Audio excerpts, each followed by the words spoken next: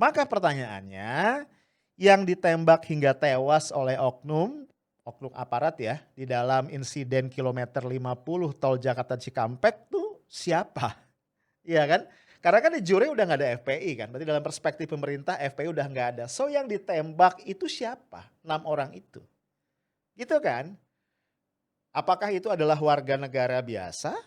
Nah, kalau iya, ini persoalan bertambah parah.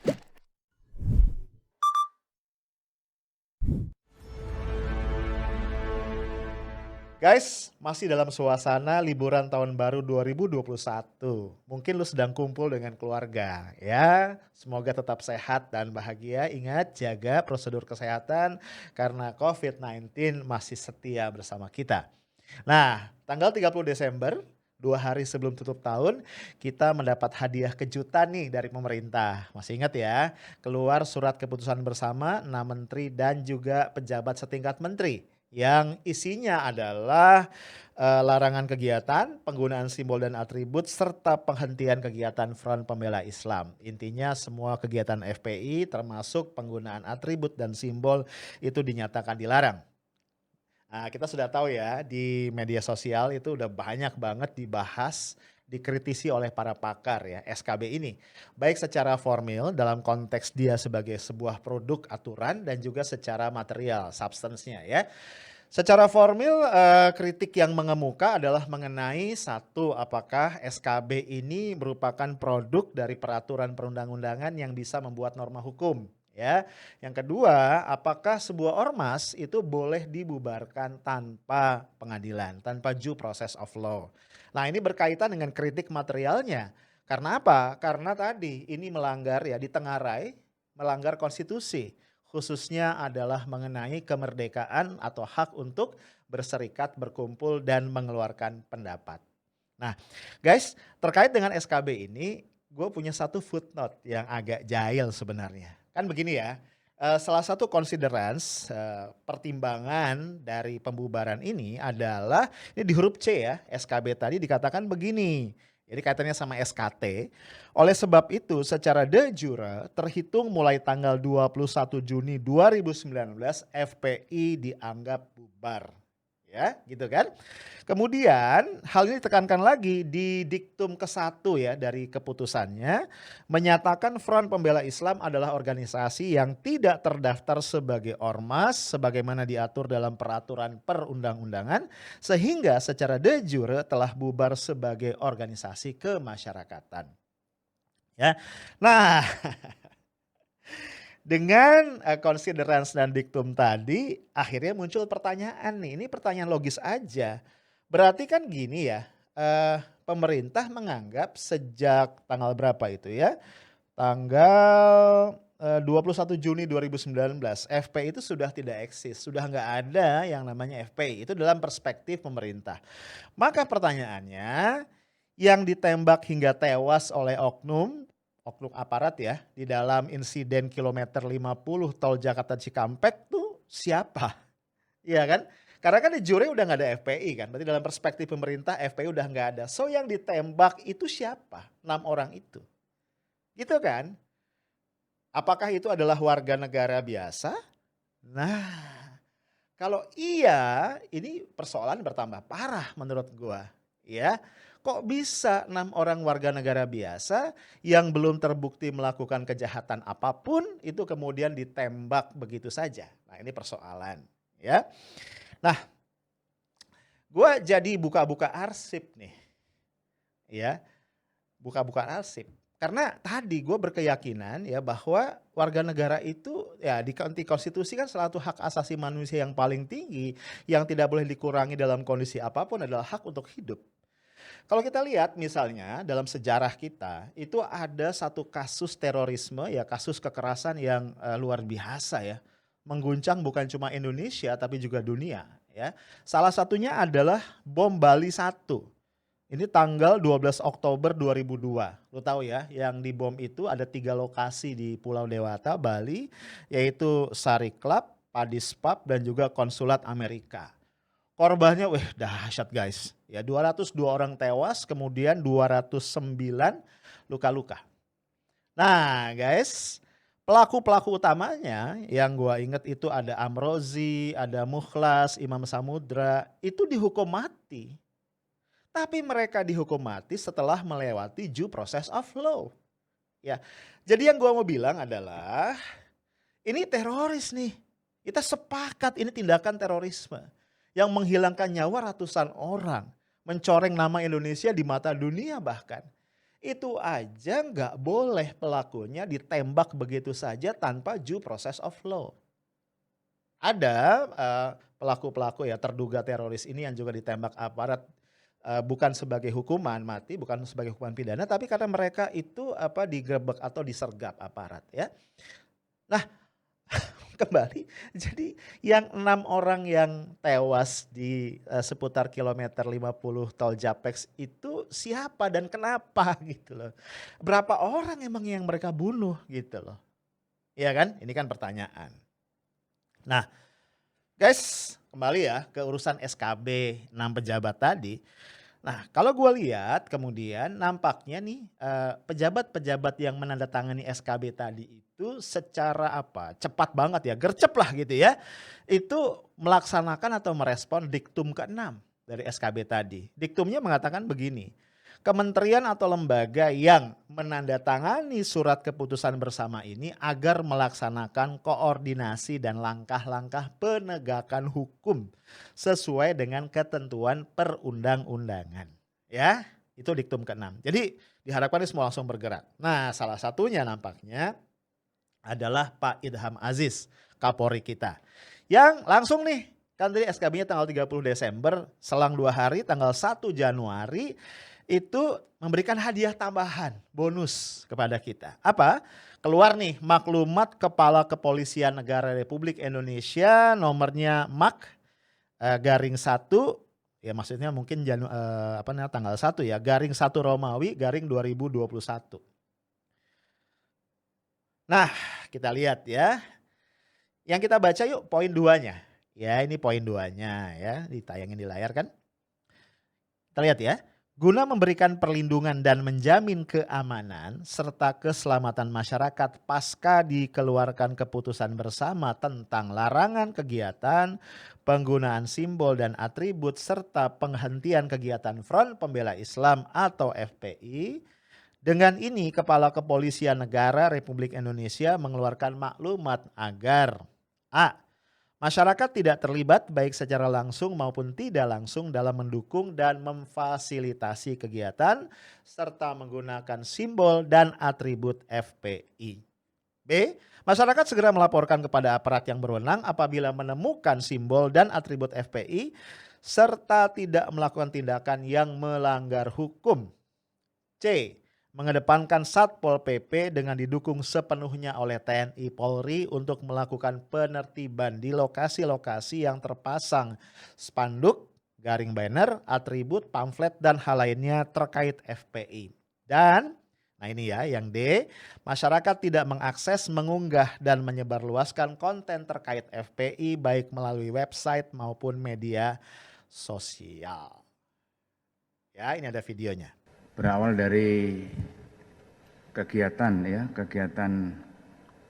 konferensi bersama Menko Polhukam dengan beberapa kementerian terkait, yaitu akhirnya ada SKB bersama yaitu antara Mendagri, Kementerian Hukum dan HAM, dan juga ada Menko Info dan Jaksa Agung, Kapolri, dan dari Kepala BNPT yang tertanggal 30 Desember tahun 2020 tentang larangan kegiatan, penggunaan simbol dan atribut, serta penghentian kegiatan dari Front Pembela Islam. Jadi dengan adanya SKB tersebut, kemudian Bapak Kapolri mengeluarkan maklumat dengan nomor MAK garing 1 Romawi garing tahun 2021 tertanggal 1 Januari 2021 tentang kepatuhan terhadap larangan kegiatan penggunaan simbol dan atribut serta penghentian kegiatan Front Pembela Islam. Guys, pertama nih pertanyaan gue yang paling mendasar, apakah Kapolri punya wewenang untuk menciptakan norma hukum baru? Ya, dengan kata lain nih, apakah maklumat Kapolri itu bisa dianggap sebagai norma hukum? Ya, kenapa pertanyaan ini gue ajukan? Karena kan kita nggak bisa sewenang-wenang ya, nggak bisa semena-mena lebih tepatnya membuat norma hukum baru. Kita punya Undang-Undang Nomor 12 Tahun 2011 ya, ini tentang pembentukan peraturan perundang-undangan. Oke. Nah, di pasal 7 ayat 1 itu dikatakan hierarki ya, bentuk dan hierarki peraturan perundang-undangan ya, sekaligus informasi atau tambahan pengetahuan ya, atau reminder buat lu semua. Satu adalah Undang-Undang Dasar Negara Republik Indonesia. Yang kedua adalah ketetapan Majelis Permusyawaratan Rakyat atau TAP MPR. Yang ketiga Undang-Undang UU atau peraturan pemerintah pengganti undang-undang atau Perpu. Yang keempat peraturan pemerintah, kelima peraturan presiden, yang keenam peraturan daerah atau Perda, dan yang ketujuh adalah peraturan kabupaten kota. Nah, ini footnote dikit. Berarti nih kalau kemarin ada PSBB yang cuma dasar hukumnya Pergub itu kayaknya agak bermasalah ya, karena Pergub nggak ada di dalam tata aturan perundang-undangan, yang ada adalah Perda ya. Oke, balik lagi ya ke masalah SKB tadi. Nah, berarti kalau kita lihat tadi 7 tadi ya, urutan peraturan perundang-undangan, pertanyaannya satu, SKB 6 menteri dan pejabat kemarin ada di mana posisinya? Dan yang kedua ini yang lebih seru lagi, ini maklumat Kapolri nomor Mak _1 Romawi 2021 ini di mana posisinya? Gitu ya. Karena dia nggak bisa menciptakan norma hukum baru. Walaupun di dalam Undang-Undang Nomor 12 tadi itu ada klausul bahwa di luar yang 7 itu ya, itu lembaga-lembaga kementerian atau setingkat itu boleh mengeluarkan peraturan lain dengan catatan itu memang diminta oleh undang-undang atau dalam batas kewenangan. Nah, itu notes-nya kan clear banget ya. Jadi gua nggak tahu nih ya posisi maklumat ini kayak apa. Nah, dari semua hal yang dijelaskan atau dinyatakan dalam maklumat tadi, karena maklumat itu kan basically pernyataan ya, bukan perintah, bukan peraturan. Nah, dari semua yang ada di maklumat tadi, menurut gua yang paling bermasalah adalah poin 2D, ya, poin 2 huruf D. Gua ulang ya, intinya adalah masyarakat tidak mengakses, mengunggah dan menyebarluaskan konten terkait FPI baik melalui website maupun media sosial. Nah, yuk, apa masalahnya? Satu, dia ini menciptakan norma hukum baru. Kembali ya, ini masalahnya. Karena menimbulkan larangan kepada masyarakat atau warga negara, ya kan? Diminta untuk tidak ini, tidak itu, tidak menyebarluaskan, mengakses dan seterusnya. Mengunggah bahkan tidak.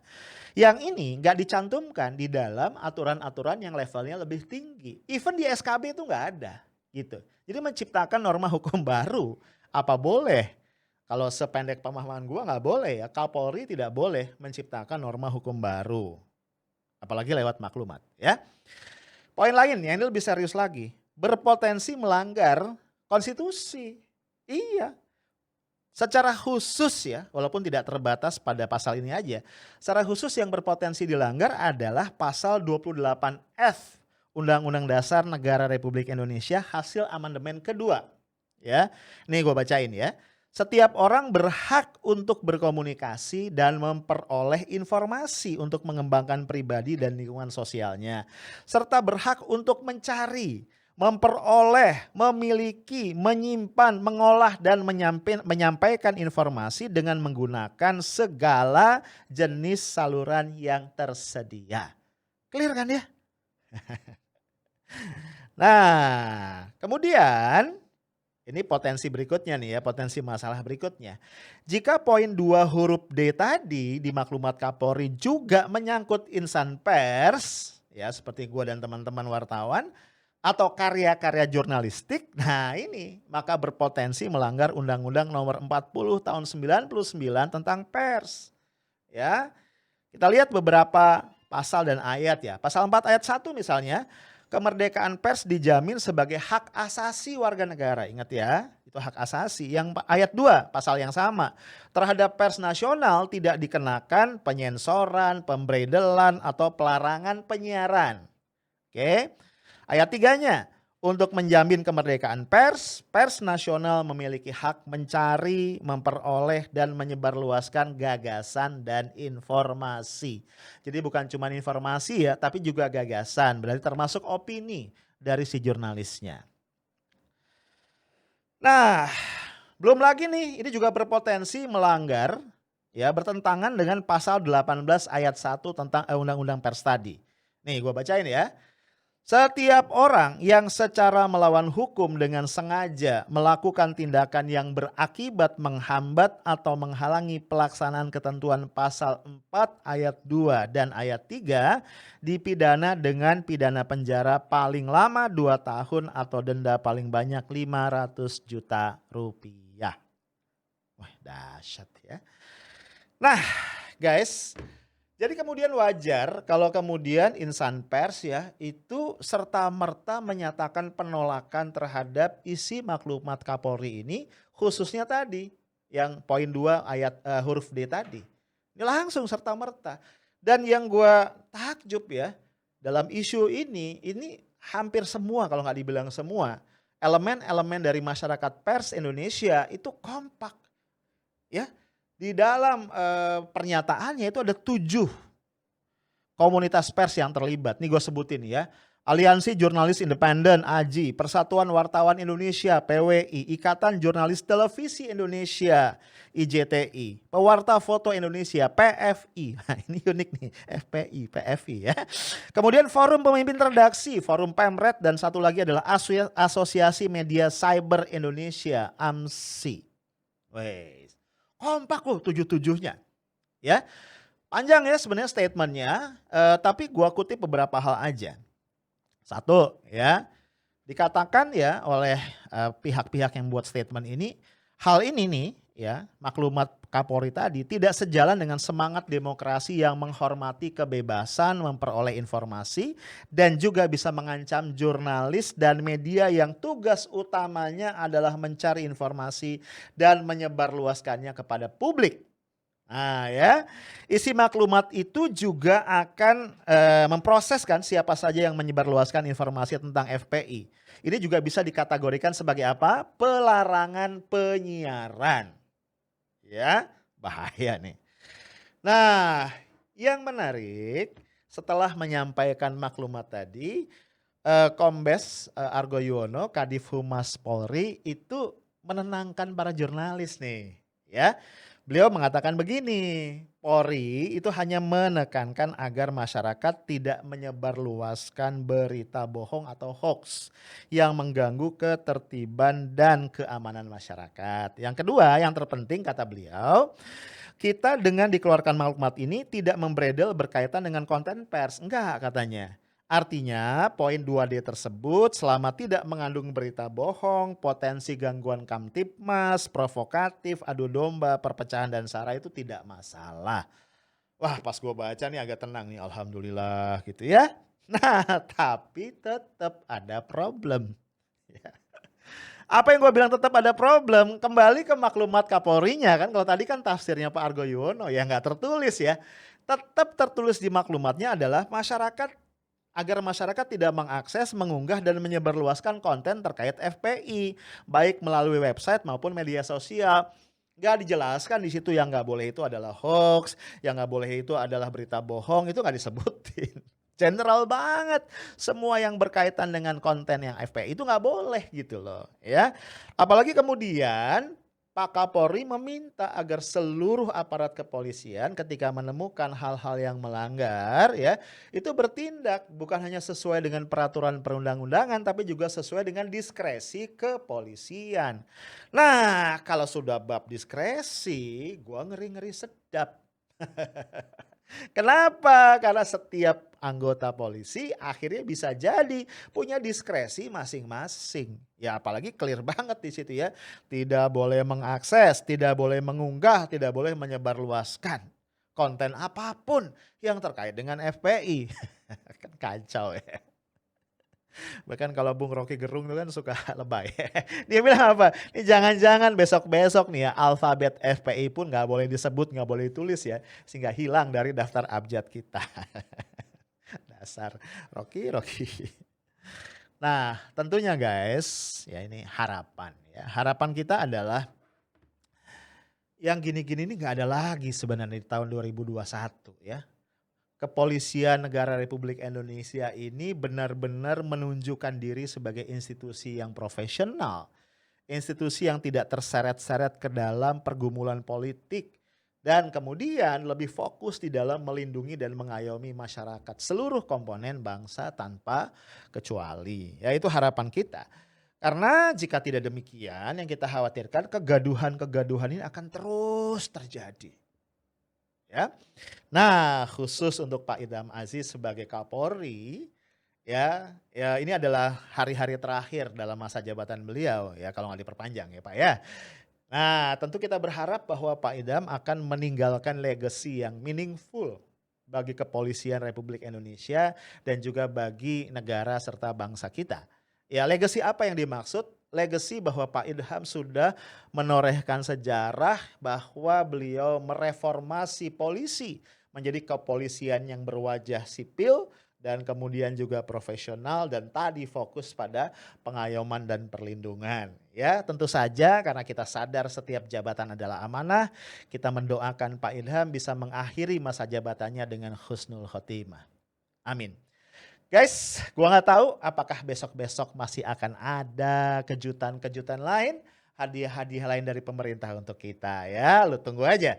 Stay tough, smart and professional. Assalamualaikum warahmatullahi wabarakatuh.